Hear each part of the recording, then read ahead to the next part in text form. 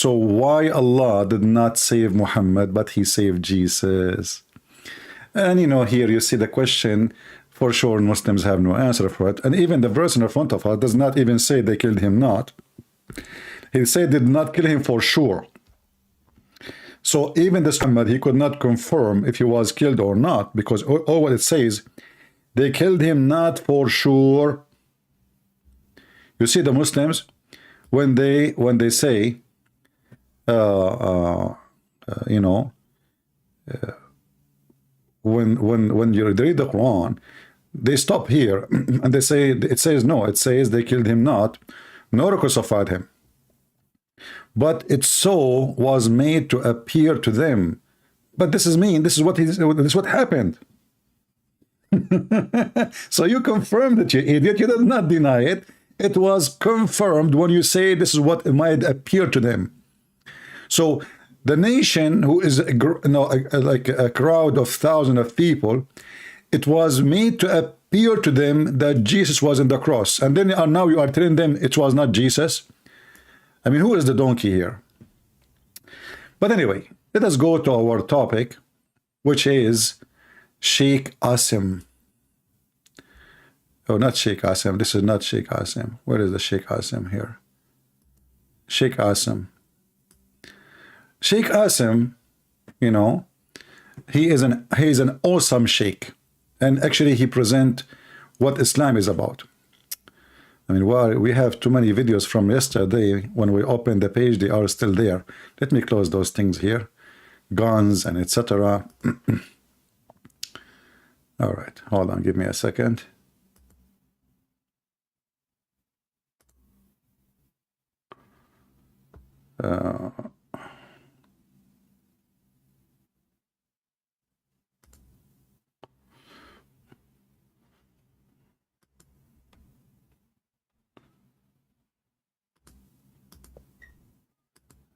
I see. I have the link for the video we play. Look like it's closed by mistake, something like that. But we have it in the info because we give them a credit, so they cannot complain and say, oh, copyright violation as usual. So let us open it here. In this video, Sheikh Asim, he will ask a very serious question. And the question is, can we Muslim use, the person who's asking is a Muslim, can Muslim use logic to refute atheist? Can we learn logic? And this is the title of the video: learning logic and philosophy to refute atheist, secularist, etc. Sheikh Asim, he come with the answer saying to you, first of all, you know, such a thing is, you know, it is, you know, it is not allowed in Islam. It's haram. It's forbidden.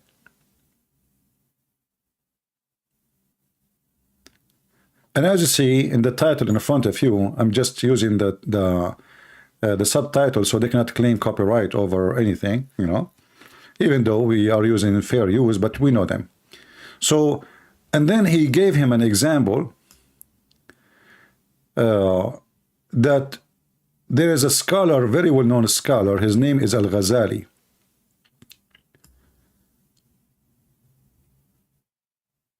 Who did use philosophy in order to explain Islam or to refute non-Muslims. But because he did that, he lost his compass.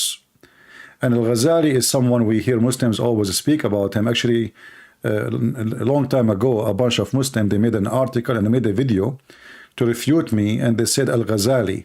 And then in 2 seconds, we found that Al-Ghazali is not a Muslim no more because he used philosophy and logic. But in this video here, he says, it is totally forbidden it, not because Islam cannot answer.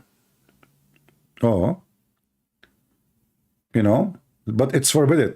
You know, why? And then he says to you, because if you do so, you will lose your compass. Logic is an idea, but rather it is like, you know, you can watch the video and see. It's very funny. But here we ask ourselves a very simple question. As long as the Muslims, they don't agree with logic, so why they come to us and they ask, is it logical that God have a son?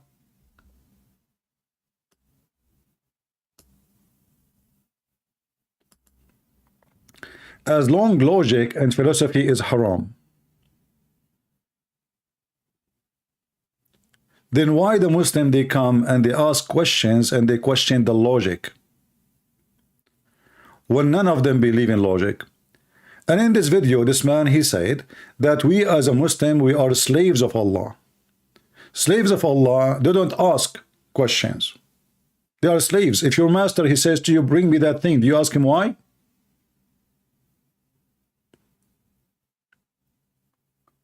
So we don't ask questions because we are slaves of Allah. There's other video here, and we have it in the info too. It says how to explain abrogated verses in the Quran for justification of you or using one's own logic. How we can justify the abrogation of the Quran? Didn't you hear what he said yesterday?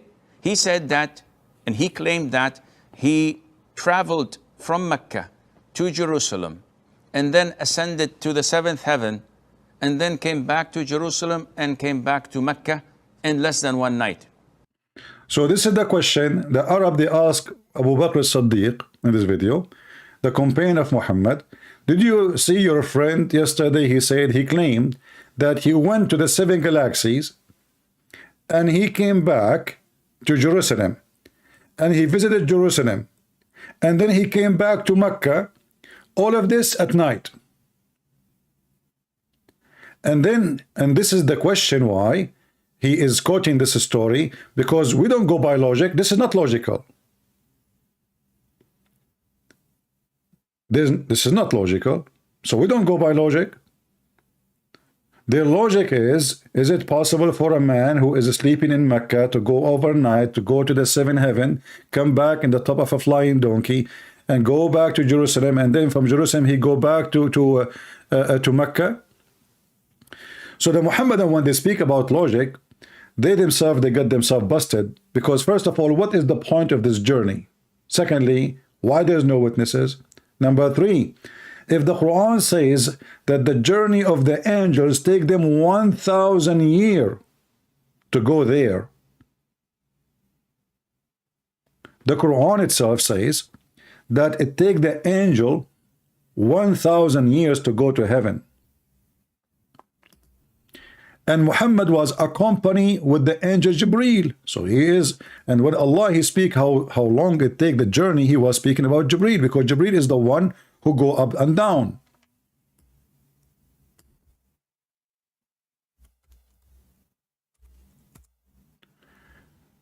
How long it take?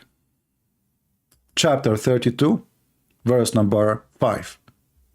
He directed the audience from the heaven into the earth, then scanded into him in a day, wherefore the measure of 1,000 years if you are rocking. So how it take for the angels to go up and down?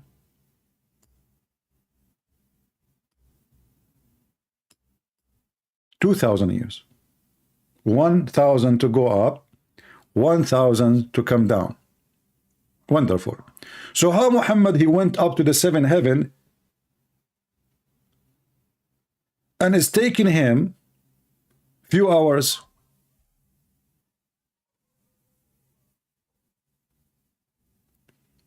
You see, we are not going to use logic. I'm not going to use my logic. I'm asking the Muslims a very simple question.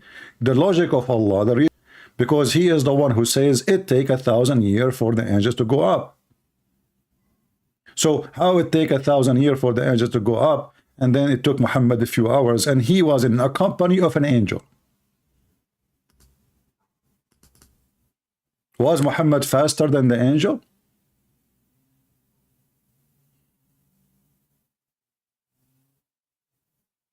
Do we have any Muslim would like to call us on Skype?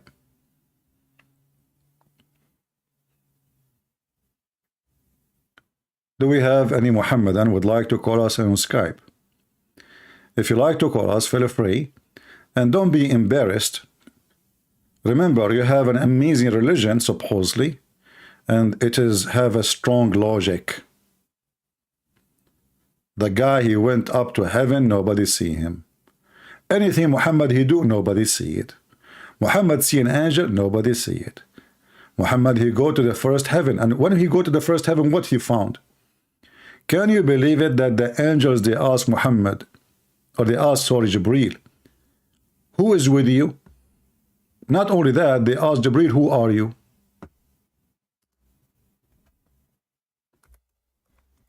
I never heard that a soldier, he do not know his captain.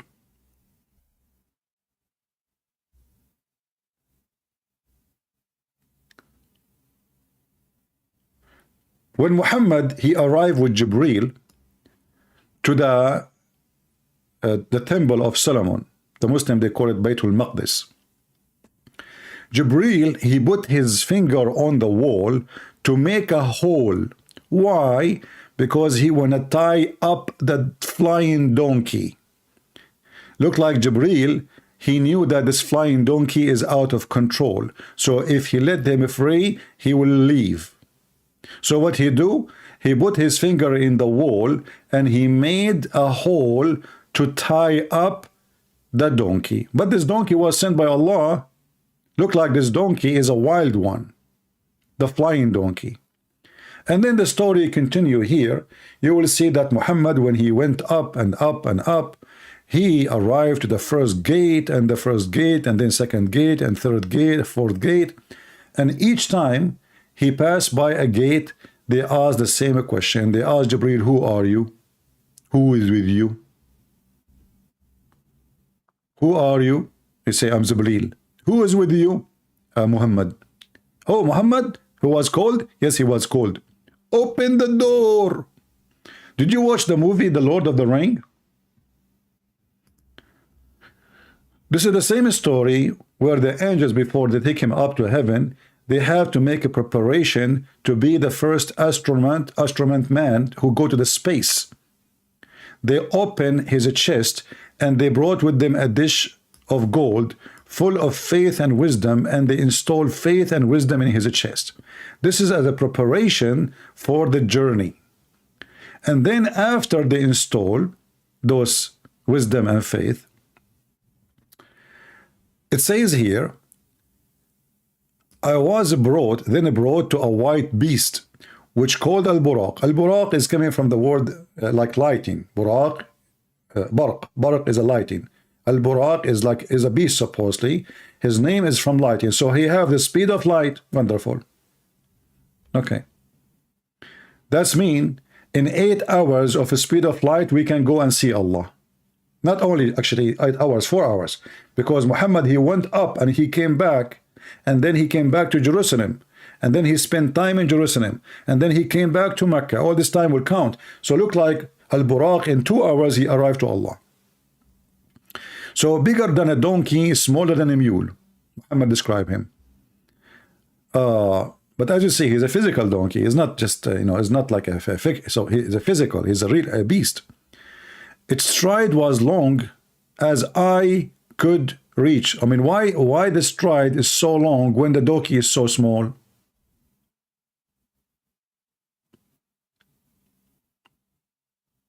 If the guy is if this donkey is smaller than a mule, bigger than a donkey,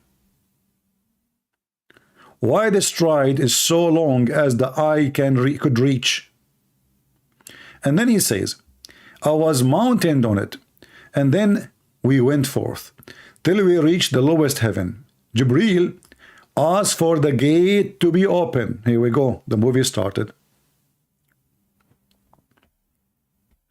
Guys, if you want to make a comment, and the comment isn't just a comment, have nothing to do with me, you are not asking a serious question, don't put my name next to it. Because by putting my name, you get my attention, and then I read it, you are not saying anything to me. I mean, why? Just share your comment, no problem, but don't add my name unless you are directing the question to me. So Jibril asked for the gate to be open, and here we see the hilarious story. It was said, who is he? Like, what the heck? This guy Jibril is going up, going down, going up, going down, and now the angels, they are asking, who is he? Jibril replied saying, Jibril. It was again said, who is with you? Like, what the heck? I mean, the angels do not know the most famous man, Muhammad? They are not watching YouTube? They did not watch the video of Zakir Naik? I cannot accept such a thing. The angels of Allah, they do not know who is he, who is with you. He replied, Muhammad. Okay, Muhammad. It was said, has he been sent for? Like, what the heck? Look at this checkpoint. They have to ask all the questions. People, as I said, don't add my name next to your comment unless it is serious. As long as you are making comment for everybody to see, don't put my name next to it. Do me a favor. Don't force me to block you. So, has he been sent for? He, Jibril, said, yes. He, the prophet, said, then the gate was open. Well, shouldn't you call the high departments? Maybe this is not the true Jibril. Maybe this is not Muhammad. Maybe it's a fabrication. Maybe it's the Mossad. You know, what the heck? And then the story continues. They go to the second gate, and they ask the same question. So, what the funny here, when Muhammad he enter. Hey, by the way, Muslims, how long it took this conversation? You like open the gate, who is with you, and why the angels do not know Jibril? I mean, do he look like a monkey? I mean, do he look like what? I mean, how the angels could not notice that this is their boss? Who is going to go there?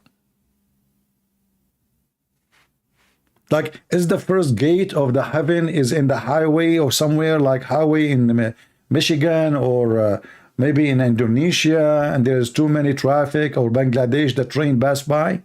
Who is with you?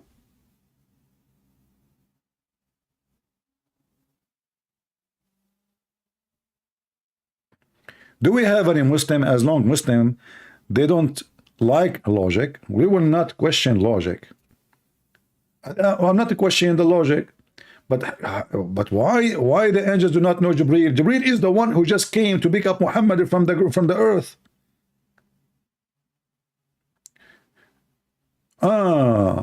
Because Jibril, he left 1,000 years ago. As the Quran says, it take the angels 1,000-year journey. So now Jibril, he's older. He have a gray hair. So the other angels, they could not recognize him. You see, we keep asking people not to add my name next to their comment unless it is necessarily, but they keep doing it. There's many people, they are qualified to be Muhammad here. Do we have any Muslim here would like to say anything? Is that because it took Jibril 1,000 years to come back, so he changed? His hair, you know, he lost maybe his hair, like he looked like Sam Shamoun now? Huh? Maybe he came back to the heaven in the Halloween day? How the angels could not recognize? How in the world they are even asking him, who is this? I mean, don't the angel Jibril, he have 600 wings? Like, is it possible that around the gate of the heaven there's a lot of insects, they have 600 wings of flying?